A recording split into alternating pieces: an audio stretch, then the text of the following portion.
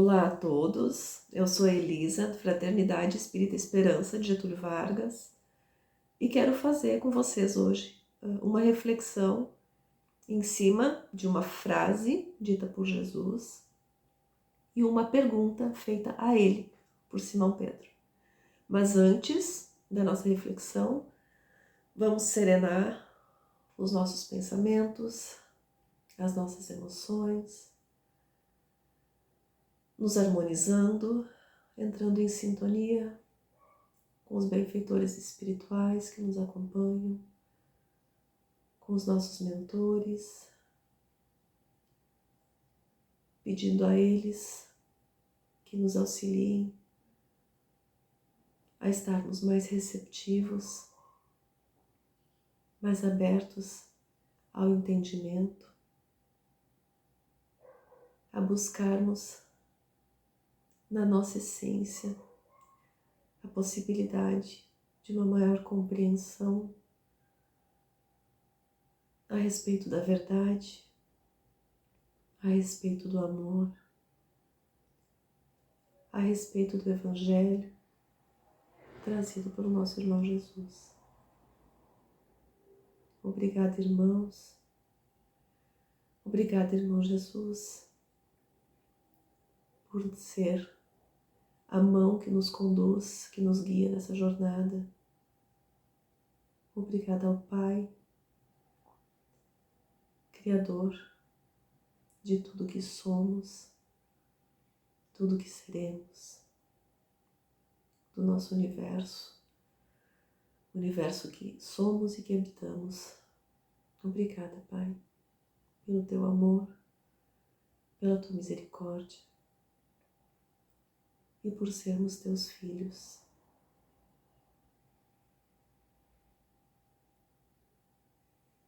Iniciando assim a nossa reflexão desse dia, eu quero falar um pouquinho sobre o porquê que eu fui buscar esse estudo, aprofundar um pouco mais nesse assunto, que eu já falarei qual é. Era um dia 13 de maio e automaticamente veio à minha memória um cartaz que eu havia feito quando criança mesmo, porque eu devia ter uns 7, 8 anos, para a escola, a pedido da professora, em comemoração ao dia da abolição da escravatura. E eu lembro nitidamente como era esse cartaz, uma folha de ofício, uma folha A4, em que eu recortei uma foto, um desenho da princesa Isabel, coloquei no meio e escrevi um verso que eu encontrei em algum livro. Não lembro qual era o livro, mas eu encontrei esse verso pronto e eu escrevi no cartaz e levei para a escola. E ele ficou exposto lá junto com os outros cartazes que os meus colegas levaram.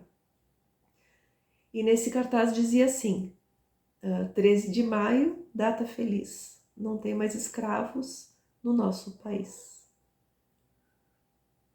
E nesse dia eu lembrei, isso foi agora, neste ano, eu lembrei desse cartaz e fiquei refletindo em cima da abolição da escravatura, da data do 13 de maio. Será que a gente não é mais escravo? Será que não temos mais escravos? A gente hoje já se pensa muito mais sobre isso, não na época que eu era criança. Hoje se pensa de maneira mais profunda sobre essa questão. Mas nós, como espíritas, pensando mais profundamente ainda, o que será que nos faz escravos? Se ainda nos pensarmos dessa forma, nós somos totalmente livres? O que é a liberdade? O que pode nos escravizar?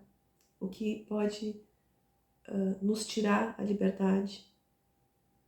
Como buscar essa liberdade? E o que é a liberdade propriamente dita? A gente fala hoje em liberdade em vários sentidos, né? Liberdade de expressão, liberdade de opinião, liberdade política, liberdade de ser quem se é, mas liberdade não é muito mais do que isso.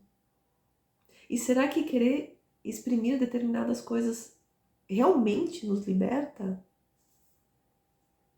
Então, acho que é sobre isso que a gente precisa falar um pouquinho, pensar um pouquinho.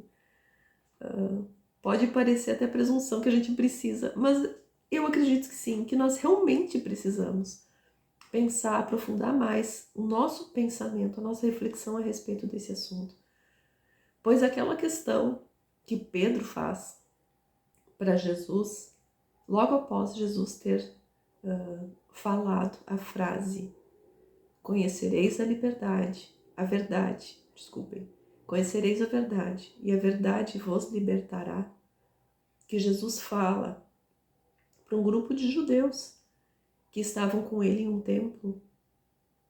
E ao mesmo tempo os judeus dizem: mas nós somos filhos de Abraão, nenhum de nós é escravo. Como assim conseguiremos?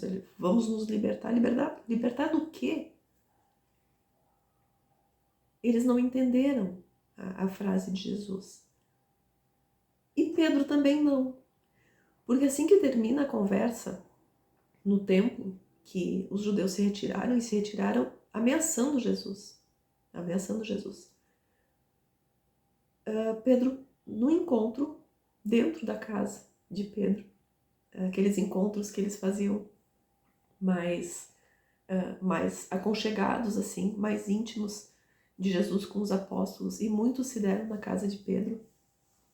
E desses encontros saiu o livro de Nélio Lúcio, através de Chico Xavier, Jesus no Lar. Pedro pergunta para Jesus: o que é a verdade? E quem de nós ainda não se indaga a esse respeito? Eu acredito, agora é minha opinião, mas corroborada por muitos dos textos aqui, que só não se indaga quem tem muitas certezas, e quem tem muitas certezas está longe da verdade. A verdade é uma busca, e nós necessitamos buscar por ela. Mas o que é a verdade? É Jesus, Pedro perguntando isso, segundo Nélio Lúcio. Jesus olha para Pedro e diz assim: a verdade total é a luz divina total. Entretanto, o homem ainda está longe de suportar-lhe a sublime fulguração. Jesus, não só aqui, mais de uma vez, ele compara a verdade à luz, sendo a verdade total a luz divina total. E nós não estamos perto ainda de conseguir suportar a intensidade dessa luz total. Mas Pedro não ficou satisfeito. Ele ainda com aquele olhar de quem não estava entendendo. Jesus resolveu contar uma história, uma parábola, como normalmente ele fazia. Através de parábolas, ele nos traz muitos grandes ensinamentos e servem para nós em todos os tempos. Aí Jesus conta assim, que numa caverna escura, onde a claridade nunca tinha entrado, estava lá o mais infeliz dos homens. Na sua cegueira, porque a caverna era escura, ele reclamava contra o ambiente que ele estava. O ambiente era fétido, o ar pestilento que tinha lá, ele se sentia sufocado, e ele falava isso em gritos comoventes. Pedia uma porta libertadora que conduzisse ele para fora daquele local. Ele, apesar de pedir para sair, apesar de ele se sentir muito mal lá, ele se sentia muito superior. Ele achava que ele não merecia estar num local assim. Chorava, bradava, não ocultava as aflições e as exigências. O que ele se questionava? Por que razões o obrigavam a viver naquela atmosfera insuportável? Aí Deus, percebendo que aquele filho fazia súplicas incessantes entre a revolta e a amargura, ele se compadeceu e lhe enviou a fé. Essa virtude sublime exortou ele a confiar no futuro e persistir na oração. Por um tempo o infeliz se consolou, de alguma forma, mas logo voltou a lamuriar. Ele queria fugir daquele local. E como se aumentasse as suas lágrimas, Deus Todo-Poderoso mandou-lhe a esperança. Essa emissária afagou-lhe a fronte suada e falou-lhe sobre a eternidade da vida. Buscou secar o pranto desesperado. E para isso rogou-lhe calma, resignação, fortaleza. O pobre pareceu melhorar, mas algumas horas depois retornou à lamentação. Não podia respirar. Ele dizia em lamentação: condoído, determinou o Senhor que a caridade o procurasse. A nova mensageira, a caridade, acariciou-o e alimentou. Disse a ele palavras de carinho como se fosse uma abnegada mãe.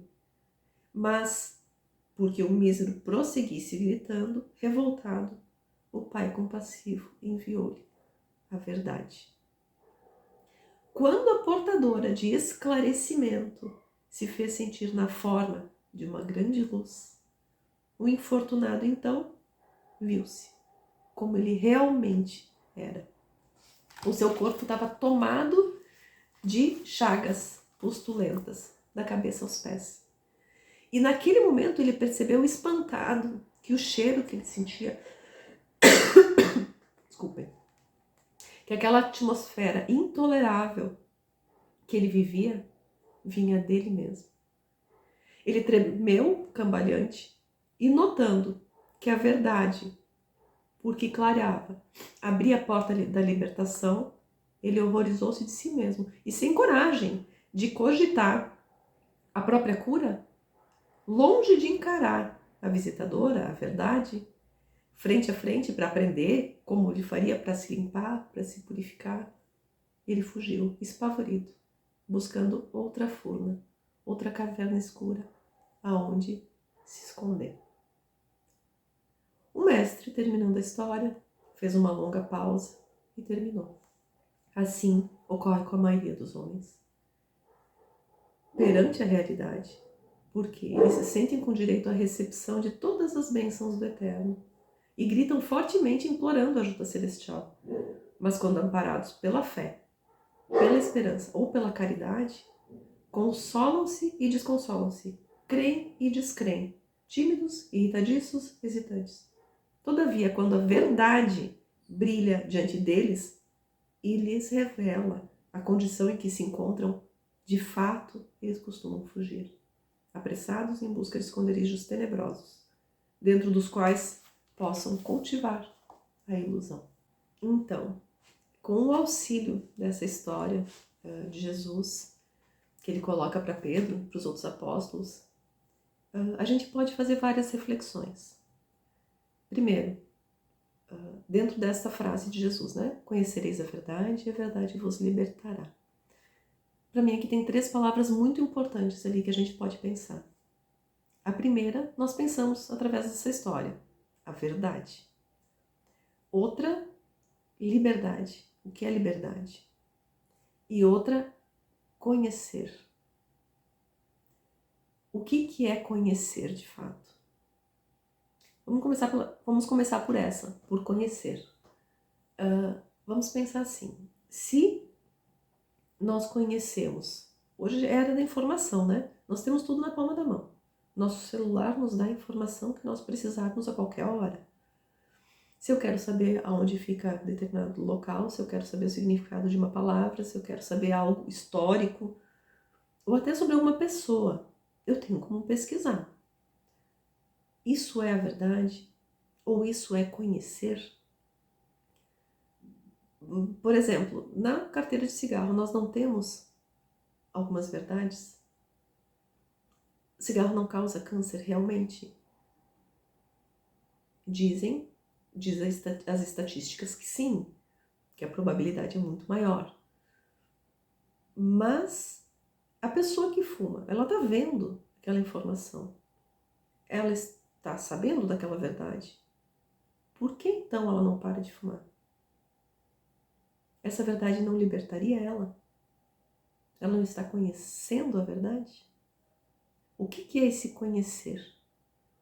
Nós podemos pensar, a gente entendendo um pouco sobre quando foram escritos os evangelhos, né? E pensando na questão, muitas vezes, de hoje em dia também, quando a gente traduz, as traduções de uma língua para outra, que mudam alguns significados, e algumas palavras significam mais de uma coisa.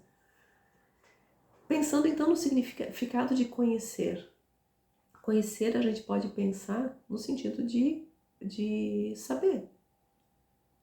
Mas esse saber, por si só, ele não liberta.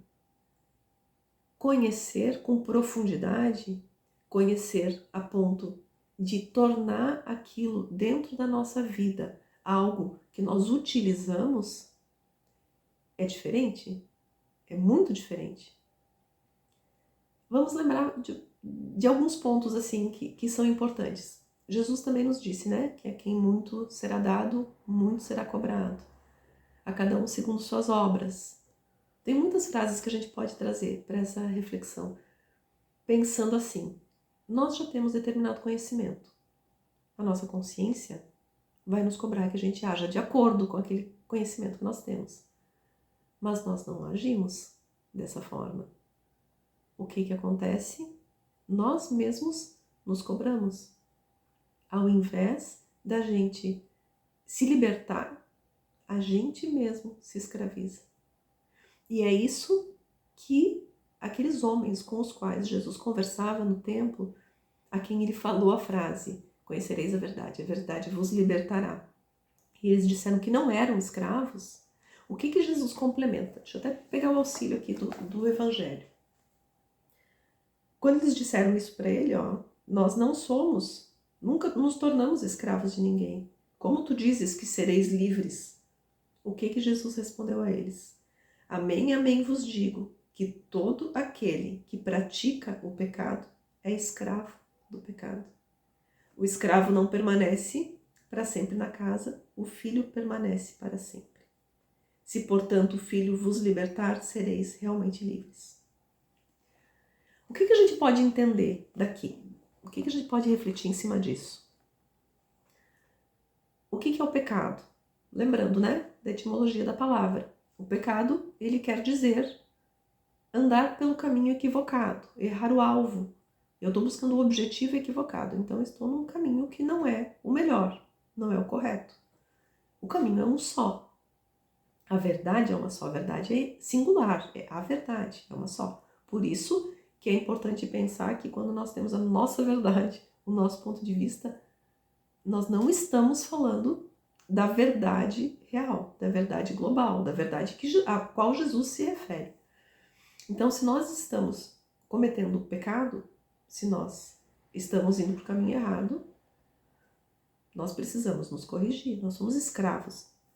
A lei de ação e reação, aquilo que a gente gera para nós algo similar, algo do mesmo nível, a qual nós vamos responder, vai ter consequência. E essa consequência depende muito do nosso nível de consciência.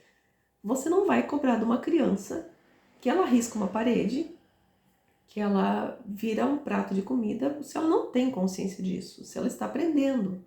Assim como nós, muitas vezes crianças espirituais, hoje adolescentes espirituais, esperamos que estejamos amadurecendo, não nos será cobrado aquilo do qual nós não temos consciência.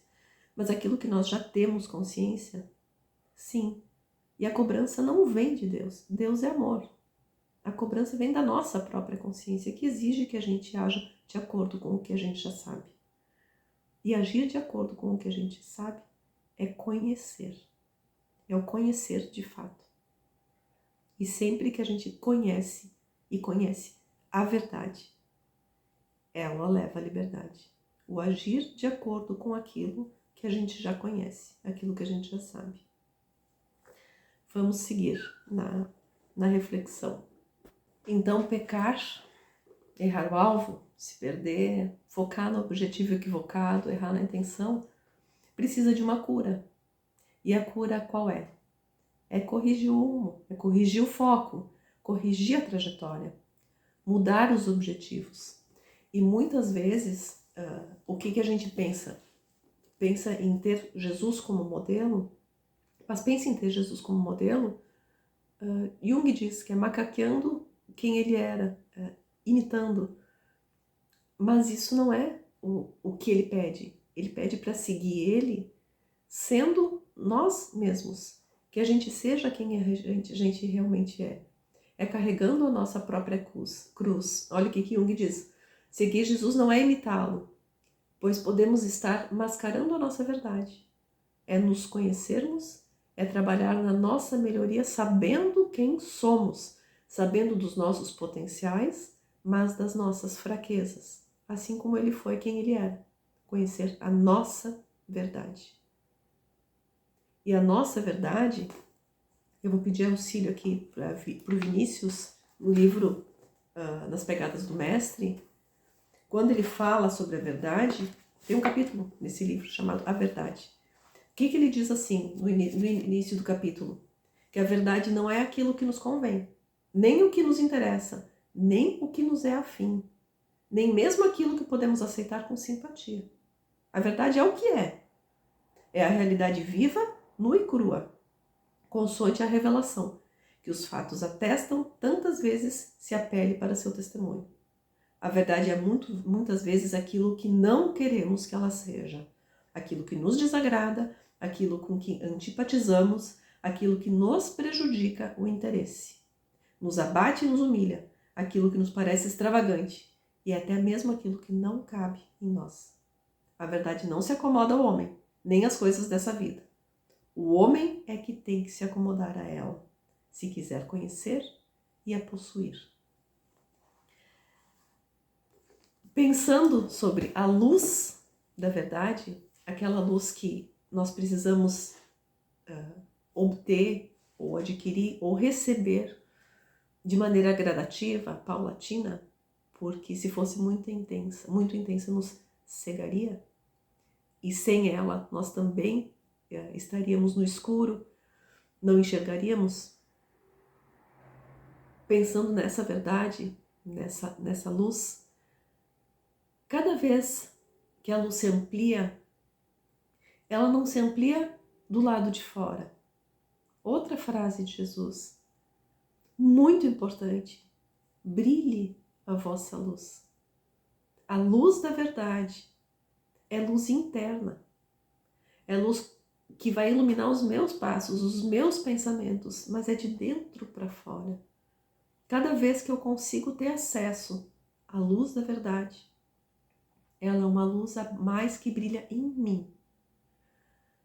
E o que é muito importante nisso também? É que ela não ilumina só a mim. Ela ilumina também a todos que estão comigo, todos ao meu derredor. A verdade é a verdade pura, é a verdade compartilhada, é a verdade essencial, é a verdade da vida.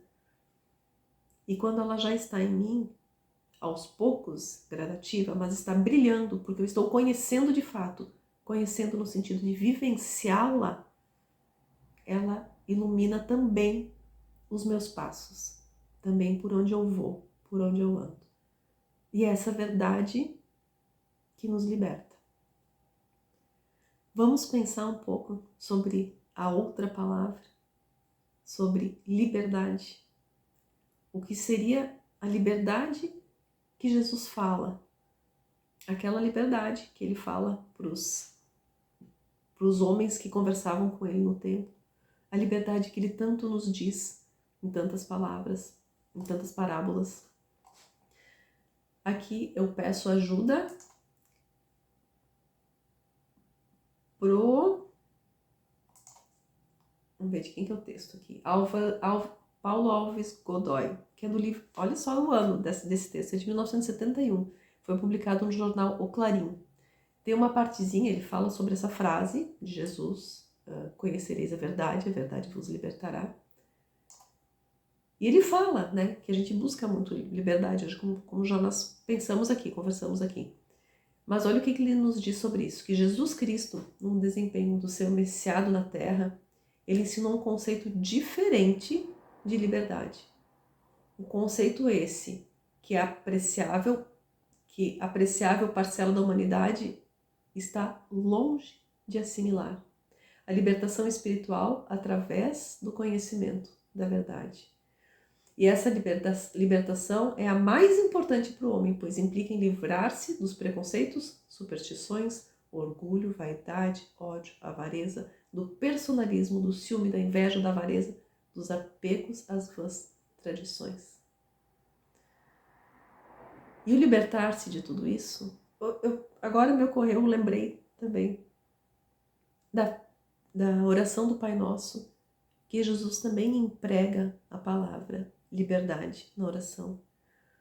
E muitas vezes a gente fala automaticamente a oração sem a justa compreensão do significado da frase. Lá no finalzinho da oração, ele diz assim: mas livrai-nos do mal. Antes dessa frase, Jesus diz, né? Para que a gente não caia em tentação. Pede para que Deus nos auxilie a não cair em tentação, mas livrai-nos do mal. Essas duas frases, elas podem ser pensadas junto e entra em consonância com isso que o Godoy nos fala nesse texto. Essa liberdade que ela é que a gente consiga vencer as tentações, que são o quê? As nossas tendências, aquilo que a gente já vem repetindo há tanto tempo, durante talvez séculos, milênios, em várias encarnações. E são as nossas tendências. É aquilo que nos puxa para que a gente repita, para que a gente pratique de novo, peque de novo, esteja de novo no caminho equivocado. E quando não cair na tentação é não cair nessas tendências. É a gente ter autonomia conhecendo a verdade, conhecendo o caminho que é melhor hoje. A gente mude a trajetória. A gente não repita aquela trajetória que a gente seguiu inúmeras vezes e que nos causou e trouxe sofrimento. E corrigindo o caminho, a gente se livra do mal. O que é... Desculpem, não percebi que eu tô com bastante tosse. Vai acontecer algumas vezes hoje.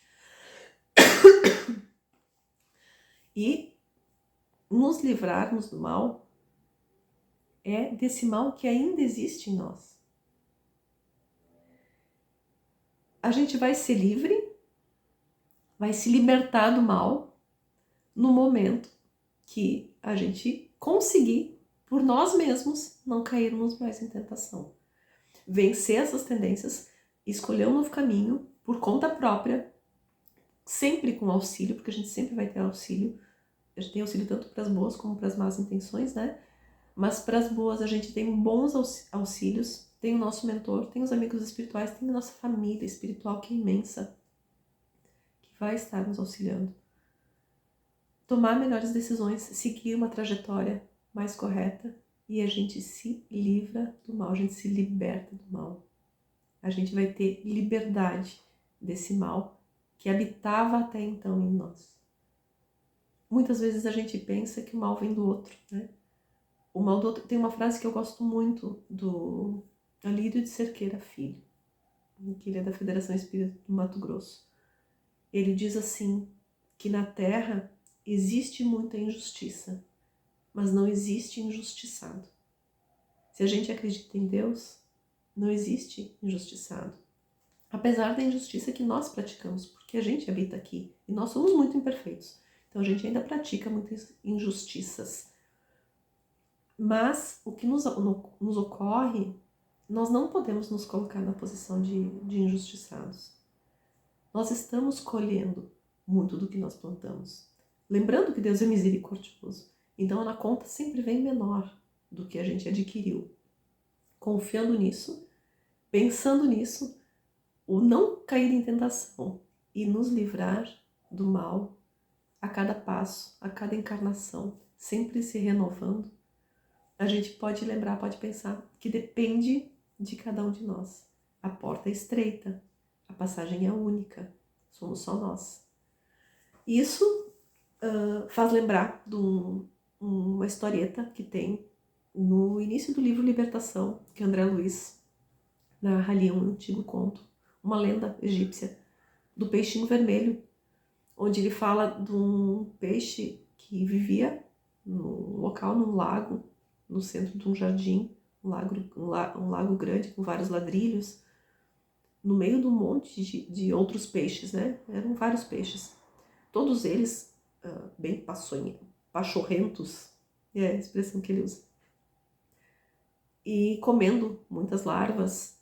E ele, naquele local onde ele estava, naquela família dele, ele não era bem visto. Ele sofria bullying, o bullying de hoje.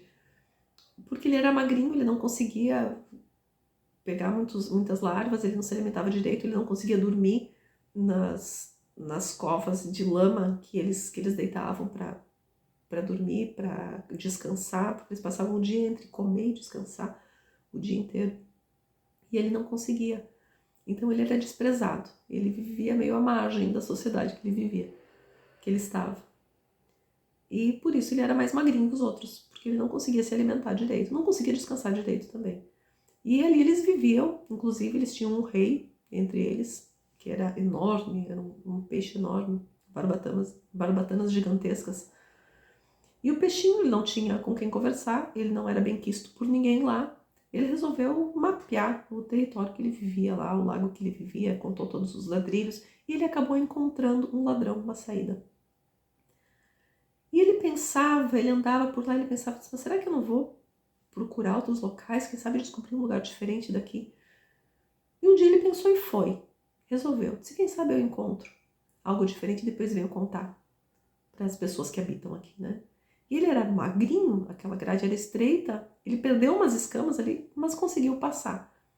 Ele entrou num fio d'água que conduzia a um rio, caiu no rio. Quando ele caiu no rio, ele começou a ver peixes diferentes, plantas diferentes, árvores, as estrelas do céu, barcos, pessoas. Encantado ele estava com aquele mundo novo que ele estava descobrindo. Só que mais encantado ele ficou ainda quando ele caiu no mar, que o rio levou ele até o mar. Quando ele caiu no oceano e ele viu a imensidão daquele local, ele percebeu a pequenez do lugar onde ele habitava antes, aquele lago no centro do jardim. Conheceu muitos peixes, ele conversou com muitos, aprendeu muitas coisas. E ele habitava um coral junto com outros peixes, um lugar confortável, onde tinha comida, onde tinha entretenimento, onde ele conseguia aprender. Mas ele não estava satisfeito porque ele pensava que os peixes que ele conhecia do lago onde ele habitava poderiam usufruir daquilo também e eles não conheciam. E ele ficou mais preocupado ainda quando ele ficou sabendo que o único local que nunca secaria, correria o risco de secar seria o oceano. Os outros rios, lagos principalmente, quanto menor fossem, nas épocas de seca, de estiagem, poderiam ficar sem água e os peixes sofreriam com isso. Motivado por esse espírito de solidariedade com os antigos companheiros dele, ele resolveu empreender a viagem de volta. E ele voltou. Pegou o rio, pegou o riachinho, o canal que conduzia até o lago e se espremeu na grade e conseguiu entrar de volta. Ele pensou, eu vou chegar como herói, porque as pessoas vão ver de onde que ele está voltando, onde é que ele estava. Só que ninguém notou a presença dele, porque ninguém tinha percebido a sua ausência. Quando o peixinho notou isso, o peixinho vermelho, ele resolveu procurar o rei.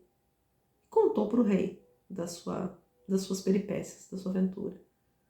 E o rei resolveu dar espaço para ele falar para os outros peixes. E ele falou para todos os peixes, contou onde ele foi, onde ele esteve, como é. Disse que eles estavam perdendo tempo ali, correndo risco, que poderiam um dia secar e eles poderiam morrer. Quando ele acabou de falar, ele pensava que ele esperava que fosse aplaudido, fosse aclamado.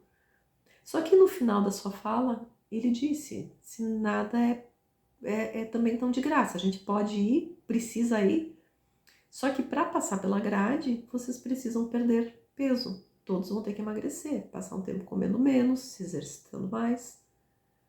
O que ele recebeu? Recebeu crítica, recebeu gritos, ele saiu apanhando do lugar onde ele estava. Passou pela gradezinha e voltou para o local dos corais para morar com os seus companheiros que ele tinha deixado lá. E deixou os peixes no lago onde eles queriam viver. Passaram-se os anos, houve uma grande estiagem e o lago secou. E os peixes pereceram com a seca.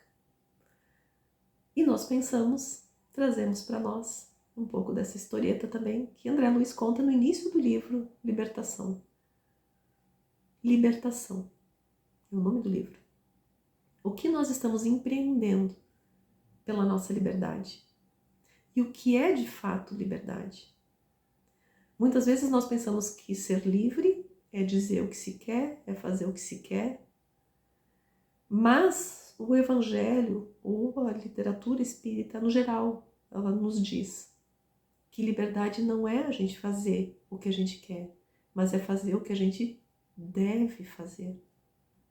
E o que a gente deve fazer, a nossa consciência, no nível que ela está, ela sabe nos dizer.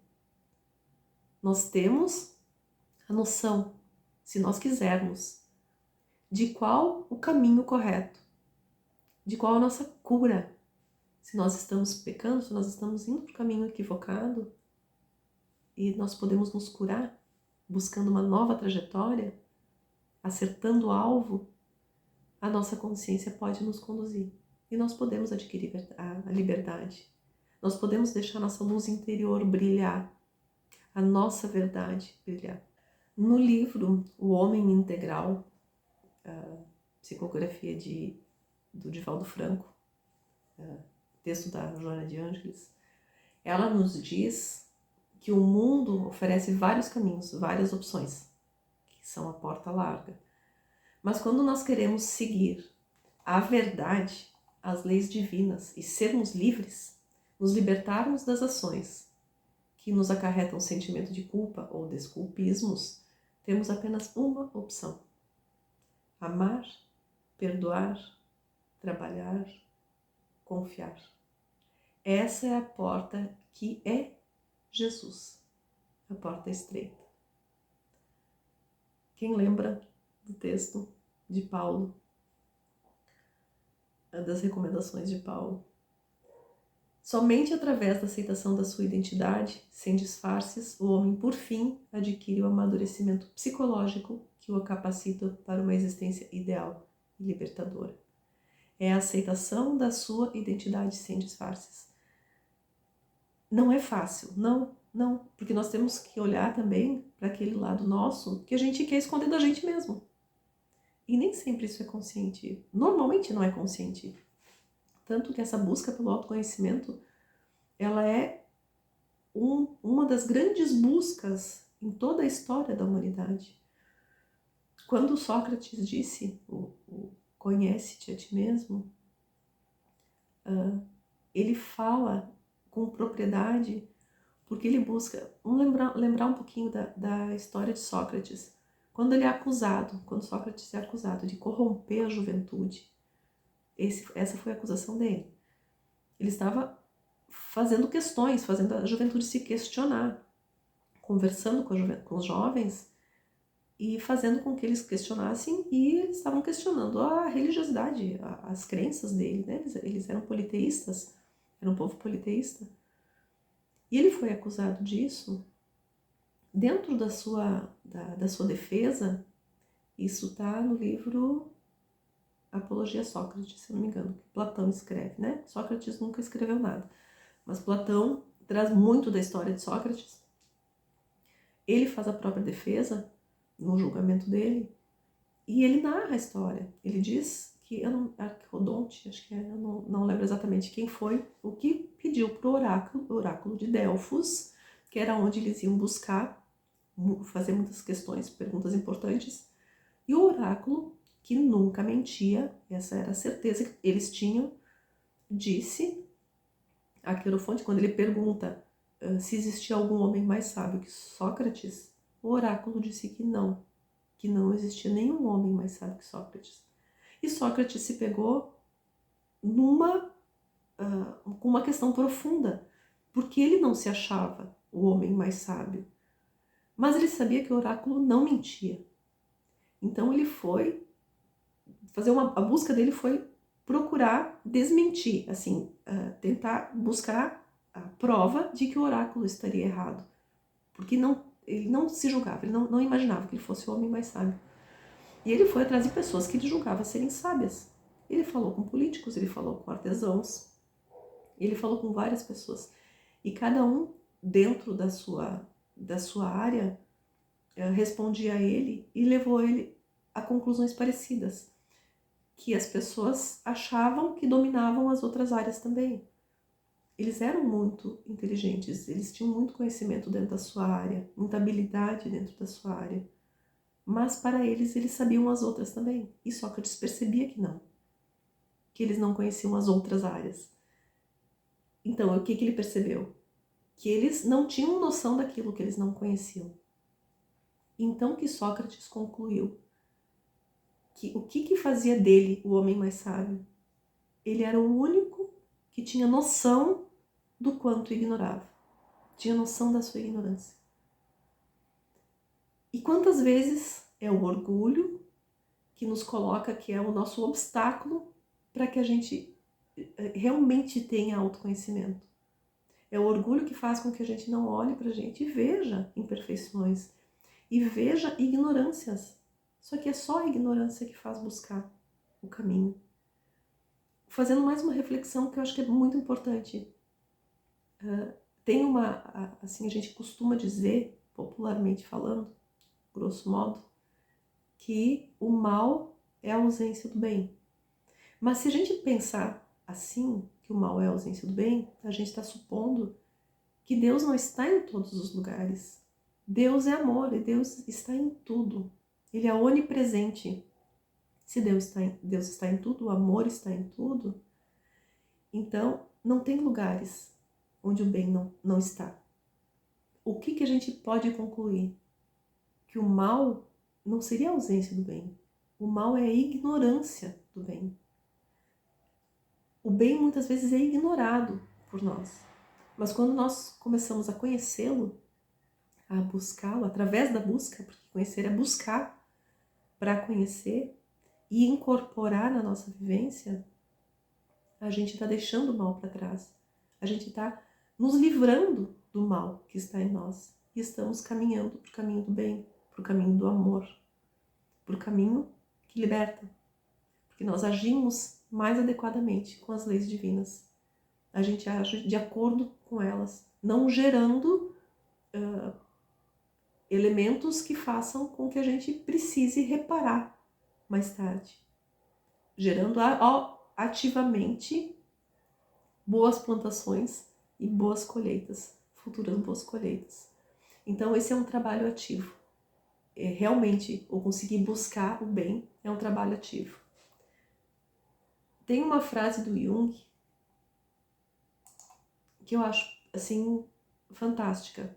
Olha o que ele diz. Isso se refere ao texto, à visita da verdade, e a tudo que a gente falou até agora.